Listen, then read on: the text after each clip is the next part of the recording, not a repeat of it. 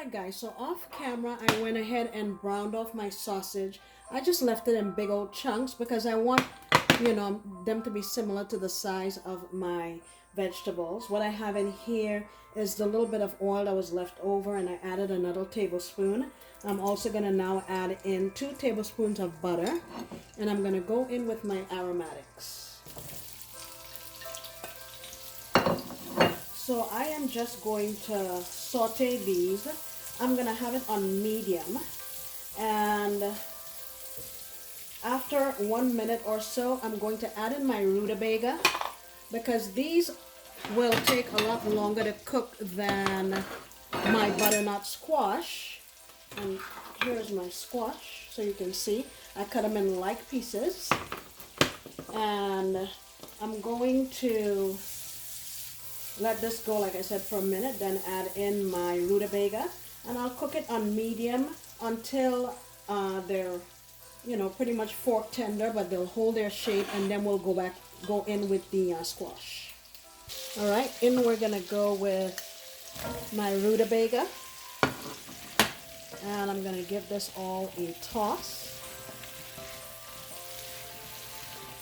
Ooh, I wish you could sample the aroma already. And what we're looking for is to get some color on these. I'm gonna season as I go. Here is my garlic powder. Just sprinkle on as much as you want. I'll add another installment again once I add in my butternut squash. About a 1/4 teaspoon or so of black pepper.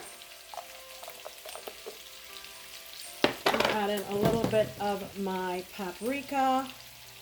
This is going to give a nice smoky flavor as well as some wonderful color.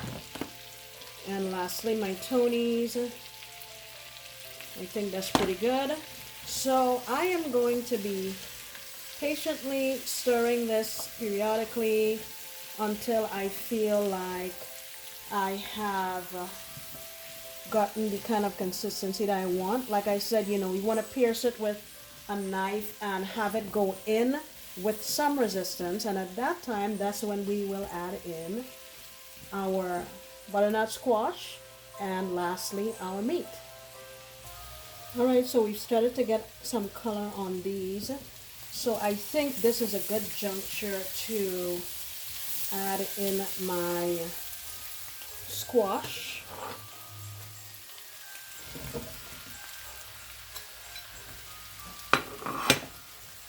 And give it a go. Well, my pot is kind of full, but that's okay. And again, we're going to go in with another installment of garlic powder, my Tony's, some black pepper, about a 1/4 teaspoon again, and just a little bit of paprika. And at the end also, I have about a tablespoon of lemon juice. I'm going to add that at the end. And so I'm just going to continue what I've been doing here to give my rutabaga a chance to finish cooking, and then my squash to cook as well. But like I said, we want it to hold its shape. So I will stay here and keep tending to it until we've reached our destination. Alright guys, so I feel like this is where I need to be. You see how simple it's going in, but it's still holding its shape. Okay?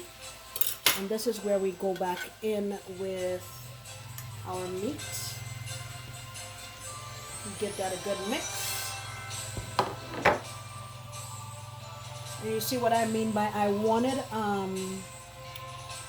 the meat to be about the same size as my veg, so we can have a good mix. The only thing else I'm gonna do now is add some greenery, and I'm going with cilantro on this.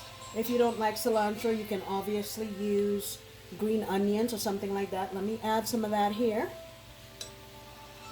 Alright, I need the assistance of my turkey pot holder here. I'll bring it closer so you can see. Look at that. Anybody would love to eat that, and I think If you probably don't tell people that it's rutabaga, they'll eat it and not think twice. So guys, thank you so much for coming back into my kitchen. I sincerely appreciate you. You see how simple this was. I hope you try this for your family. If you're going for a healthier lifestyle, I forgot the lemon juice. Let's put it in now. It's no big deal. Give it another stir. So, yeah, I sincerely hope you try this for your family, and I want you to come on back next time because you know I'll be making another delicious recipe. Bye.